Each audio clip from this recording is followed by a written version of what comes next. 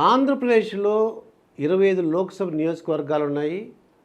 Rise సంస్థ ఫిబ్రవరి 1 వరకు నిర్వహించినటువంటి సర్వేలో అసలు ఏ నియోజకవర్గం, ఆ లోక్సభ నియోజకవర్గం, దాంట్లో ఉండే కాన్స్టిట్యుయెన్సీ, వాళ్ళు ఏ పార్టీ గెలవడానికి అవకాశం ఉంది, ఎక్కడ కీన్ కంటెస్ట్ ఉంది, పోటాపోటీ ఎక్కడ ఉంది, గట్టిపోటీ ఎక్కడుందో ఇప్పుడు చూద్దామండి. ఇది ఇక ఏలూరు నియోజకవర్గం చూద్దామండి. ఏలూరు లోక్సభ నియోజకవర్గంలో ఈ యొక్క ఉంగుటూరు, దెందులూరు, ఏలూరు, పోలవరం, చింతలపూడి, నూజివీడు, కైకలూరు ఈ నియోజకవర్గాల్లో పరిస్థితి ఎలా ఉందంటే, ఉంగుటూరు ఇక్కడ గట్టి పోటీ ఉంది, పోటాపోటీగా ఉంది. అయినా సరే టీడీపీ జనసేన అభ్యర్థి గెలవడానికి అవకాశం ఉంది.